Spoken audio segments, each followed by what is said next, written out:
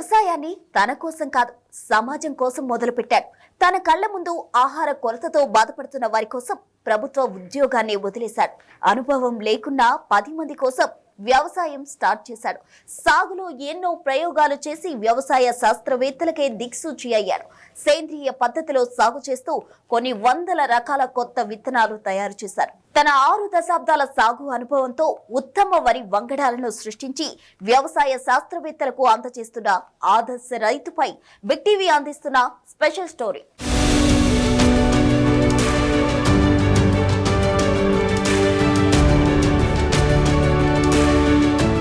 ఇక్కడ కనిపిస్తున్న ఈ పెద్దాయన పేరు కండాపూర్ ప్రసాదరావు. ఊరి ఉమ్మడి శ్రీకాకుళం జిల్లా పాలకొండ నియోజకవర్గం పెండ్యాల రామభద్రరాజుపేట గ్రామం.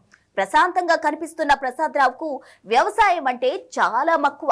దేశం అభివృద్ధి చెందాలంటే రైతు బాగుండాలి అంటాడు. మనకు అన్నం పెట్టే రైతు కన్నీరు పెడితే అది దేశానికి మంచిది కాదు అని నమ్మే వ్యక్తి ప్రసాదరావు 4 ఏళ్ల వయసులోనే విశాఖలో తమ బంధువులకు దత్తత వెళ్లారు. అక్కడే SSLC చదివాడు. అనంతరం PUC పూర్తి చేశారు. ప్రభుత్వ ఉద్యోగం కూడా సంపాదించారు. 1962వ సంవత్సరంలో మసూజీ ప్రబలుతున్న సమయంలో శ్రీకాకుళం జిల్లా హెల్త్ ఇన్స్పెక్టర్ గా బాధ్యతలు నిర్వహించారు. గ్రామాలు తిరిగి పిల్లలకు టీకాలు వేశారు. వైద్యాధికారిగా ఇంటింటికి తిరుగుతున్న సమయంలో ప్రజలు ఆహార కొరతతో బాధపడడం ప్రసాదరావును తీవ్రంగా బాధించింది. అప్పుడే ఆయన ఉద్యోగాన్ని వదిలివేశారు. అన్నం లేని అభాగ్యుల కోసం వ్యవసాయ రంగం వైపు అడుగులు వేశారు. అప్పటికి ఆయన వయస్సు 22 ఏళ్లు మాత్రమే. భార్య, పిల్లలు, తల్లిదండ్రులు బాధ్యతలు ఉన్నా ఏ అనుభవం లేని వ్యవసాయ రంగంలోకి అడుగుపెట్టాడు.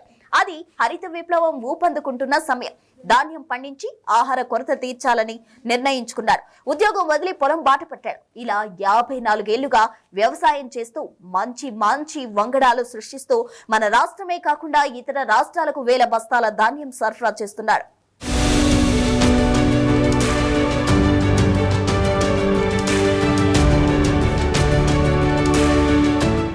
మొదట్లో అధికారులను, శాస్త్రవేత్తలను సంప్రదించి తన భూమిలోనే వరి సాగు చేశారు. ఎకరాకి 18 బస్తాలు పండాయి.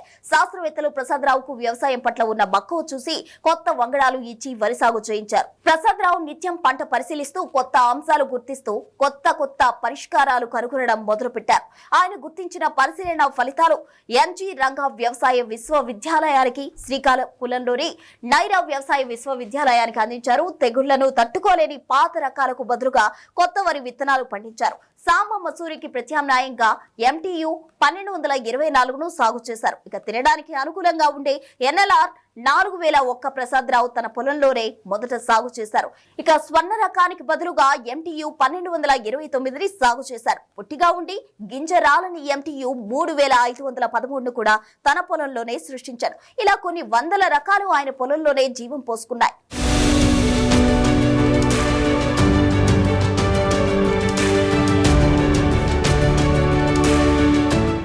రసాయన ఎరువులు వాడకం వల్ల భూసారం తగ్గుతుందని రైతు ప్రసాదరావు 36 ఏళ్ల క్రితమే గుర్తించాడు. అప్పటి నుంచి ఆయన సేంద్రియ ఎరువులు ఉపయోగించి వ్యవసాయం చేస్తున్నాడు. కీటకాలము, తెగుళ్లను నివారించేందుకు బ్రహ్మాస్త్ర, వేప కషాయాలు, ఎంగువ ద్రావణాలు తయారు చేశాడు.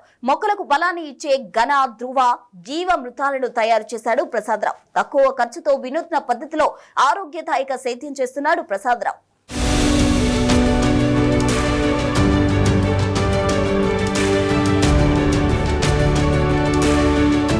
ప్రస్తుత కాలంలో చాలా మంది షుగర్, క్యాన్సర్ వంటి అనేక దీర్ఘకాలిక వ్యాధులకు గురవుతున్నారు. అటువంటి వ్యాధులను కొంతమేరకు తగ్గించే ఉద్దేశంతో వ్యవసాయ శాస్త్రవేత్తలు కూడా అనేక రకాల నూతన వరి వంగడాలు అభివృద్ధి చేశారు. కాకపోతే నూతన వరి వంగడాలపై ప్రజలకు అవగాహన కలగలేదు. అటువంటి వరి వంగడాలతో రెడ్ రైస్ వరి వంగడం కూడా ఒకటి. ఆ నూతన వరి వంగడాలను కందాపూర్ ప్రసాదరావు పండిస్తున్నాడు. రెడ్ రైస్ లో వచ్చిన కొత్త వంగడాలను తన పొలంలోనే పండిస్తూ అందులోని లోటుపాట్లను వ్యవసాయ శాస్త్రవేత్తలకు నివేదికలు ఇస్తూ సమాజానికి తన వంతు సేవ చేస్తున్నాడు రైతు కండాపూర్ ప్రసాదరావు. ఈ ఆదర్శ రైతుతో మా రిపోర్టర్ మరిన్ని వివరాలు అందిస్తారు.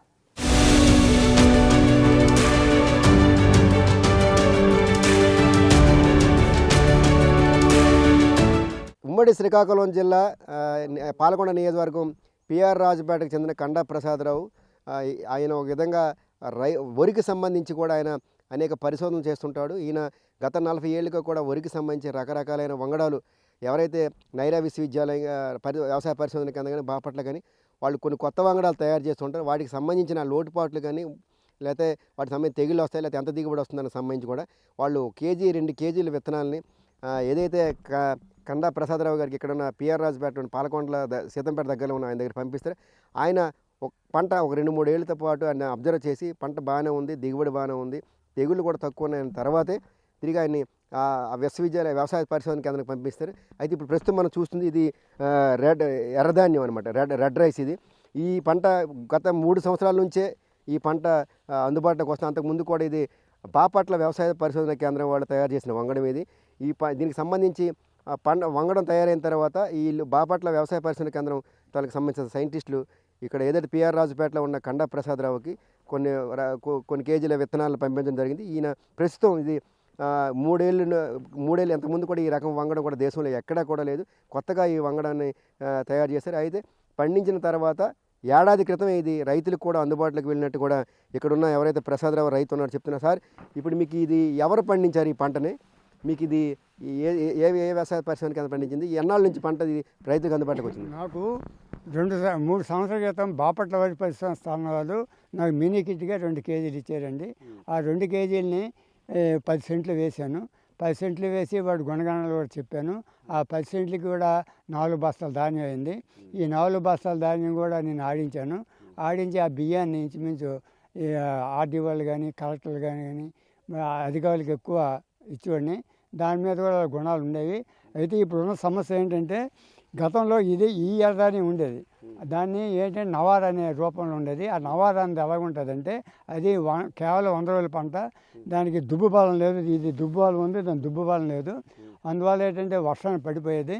మరి దీన్ని క్రియేట్ చేయలేని మేము బాపట్ల వరి పరిశ్రమ సైన్స్ చెప్పాం. వాళ్ళేమో దీని మీద కొన్ని జీన్స్ ప్రవేశపెట్టి ఈ రకాన్ని తయారు చేసి మాకు ఇచ్చారు. ఇప్పుడు ఇది నా దగ్గర ఇది 3వ సంవత్సరం. నేను లాస్ట్ ఇయర్ చాలామంది రైతులు కావాలంటే అట్లా కృష్ణా జిల్లా నాగాలంక వాళ్ళకి కానీ ఇక్కడ మన పాతపట్నం వాళ్ళు, దాని తర్వాత కొత్తూరు నియోజకవర్గాలు కానీ ఇంచుమించు వాళ్ళకు 3 బస్తాలు దాన్ని పంపించాను. వాళ్ళు ఇప్పుడు రబీలో ఖరీఫ్లో కూడా వేశారు. మన వాళ్ళు కూడా నాకు ఫోన్ చేశారు, సార్ మీరు ఇచ్చిన బాగానే ఉంది సార్, మేము బాగున్నాం కదయ్యా, మీరు దాన్ని ఇంప్లిమెంట్ చేయండి, దాన్ని మిల్లింగ్ ఆడించండి, మిల్లింగ్ ఆడించి ఆ బియ్యాన్ని మన 10 మందికి ఇస్తే దాని పేరు తెలుస్తుంది అంటాం. అయితే ఇందులో సమస్య ఏంటంటే బాబు, వీటికి మినీ రైస్ మిల్ ఉండదు సార్. వీటికి మినీ రైస్ మిల్ ఉంటే అంటే అది ఏంటంటే మనం పెద్ద మిల్లు వేస్తే వీటి ఆర్డర్, ఎందుకంటే ఈ రకం అందులో గింజలు ఉండిపోతాయని, మళ్ళీ వాళ్ళు ఇతరత్ర ఆడిస్తే అందులో కేలీలు వస్తాయని ఆర్డర్ ఉంది. దీనికి ఏంటంటే మినీ రైస్ మిల్, దీనికి కేవలం మినీ రైస్ మిల్ ఉండాలా. ఈ మినీ రైస్ మిల్ ఉండడం వల్ల కొన్ని మినీ రైస్ మిల్లు వచ్చాయి కానీ అవి ఏం చేస్తాయంటే దీని తాలూకా లోపల ఉన్న ఆ పొరని కూడా ఆడించేస్తాయి, అంటే గట్టిపట్టు పెట్టేస్తున్నాయి. గట్టిపట్టు పట్టడం వల్ల కొంచెం నాంటి లేకపోతుంది బియ్యం. దాని మీద నేనేమో మా జేడీ గారికి చెప్పాను, సార్ మీరు మాకు ఇంత ఇచ్చారు, మాకు మినీ రైస్ మిల్ సప్లై చేయండి. మరి అది విజయవాడలో ఉన్నాయట, కాబట్టి 40,000 50,000.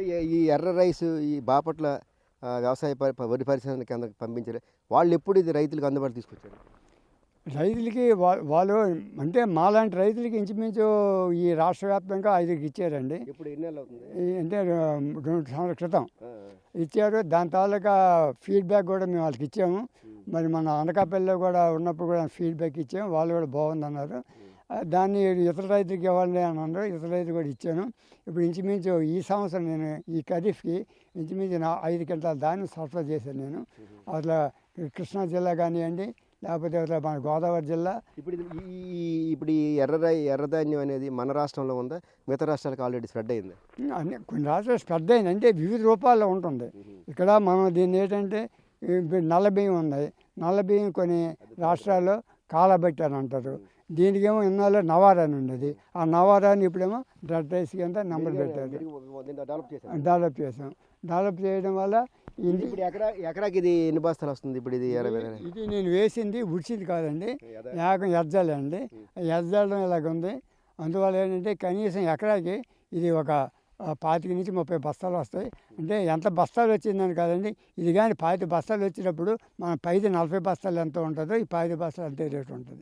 ఎందుకంటే దీని తాలూకా బియ్యం మనం ఆడించామంటే కేజీ 140-150 రూపాయలు లెక్క అమ్ముడవుతున్నాయి. చాలామంది కూడా మాకు బియ్యం కావాలంటున్నారు. ఈ బియ్యం వల్ల ఎటువంటి ఉపయోగాలు ఉన్నాయి? ఈ నెక్స్ట్ ఇది తెగుళ్ళు తట్టుకునే గుణం వీటికి ఉందా ఏంటంటే? దీనిలోని యాంతోస్టిమిన్ అనే ఒక ఇది ఉంటుందండి. అదేంటంటే ఇది మానవుని ఆరోగ్యాన్ని తింటే దానిలో రోగనిరోధక శక్తి ఏ విధమైన రోగాలు రాకుండా కాపాడుతుంది.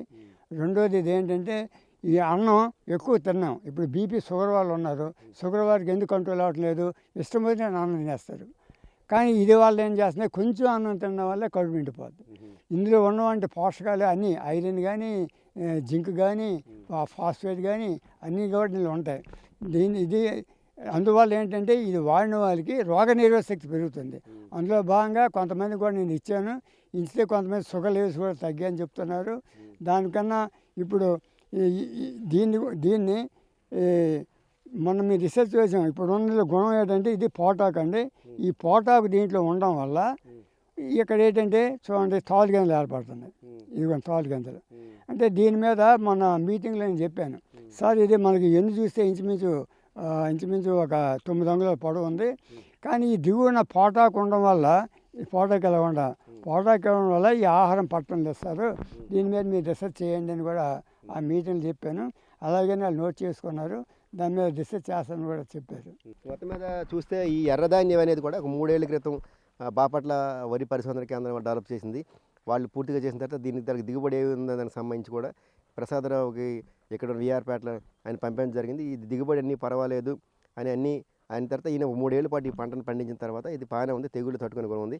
నెక్స్ట్ ఏంటంటే ఇది ప్రస్తుతం ఈ పంట చూస్తే ఎదజల్లింది, ఇది ఉడిసింది కాదు. అయినా సరే అద్భుతంగా పంట పండింది, ఎక్కడ కూడా దుబ్బు కూడా బాగానే వేసింది. దీనివల్ల ఇది కేజీ 140 నుంచి 150 రూపాయలు ఉంటుంది. మామూలు దానికంటే చాలా రేట్ ఎక్కువ. ఇంకోటి ఏంటంటే ఏదైతే ఇది ఇంతకుముందు నవారా అనే రూపంలో ఉండేది, దాన్ని డెవలప్ చేసిన తర్వాత ఎర్రధాన్యం ఇది దానికంటే కొద్దిగా అభివృద్ధి చేసిన వంగడం ఇది. ఇందులో అనేక రకాలైన పోషక విలువలు ఉన్నాయి. ఇది తినడం వల్ల క్యాన్సర్ కారకు సంబంధించిన వాటికి కూడా తగ్గించే అవకాశం ఉంది. వ్యాధి నిరోధకత కూడా చాలా ఎక్కువ. ఇది మామూలు రైస్ ఎక్కువగా తింటాం, ఇది కొద్దిగా తిన్నా చాలు, కడుపు నిండుతుంది. మరోవైపు అయితే దీనికి అనేక రకాలైన జబ్బులు తగ్గించే గుణం ఉంది కాబట్టి ఇటు చాలా స్థూలకాయం కూడా తగ్గుతుంది, అనేక రకాల ఉపయోగం ఉంది. అందుకు ఇది పంటని ఈ మధ్య కాలంలోనే మనకి రాష్ట్రంలో వివిధ రాష్ట్రాల్లో రకరకాలుగా ఉన్న కొత్తగా నవారాన్ని డెవలప్ చేసిన తర్వాత కొత్తగా వచ్చిన వంగడం ఈ ఎర్రధాన్యం. ఇది చాలా మంచిదని కూడా అంటున్నారు. కేజీ 140 నుంచి 150 రూపాయల వరకు ఉంటుంది. రైతులు కూడా బాగుంటుందని కూడా ప్రసాదరావు స్పష్టం చేస్తున్నారు. వేడిదల్సి నాగరాజపురం, పిఆర్పేట, పాలకొండ నియోజకవర్గం, ఉమ్మడి శ్రీకాకుళం జిల్లా.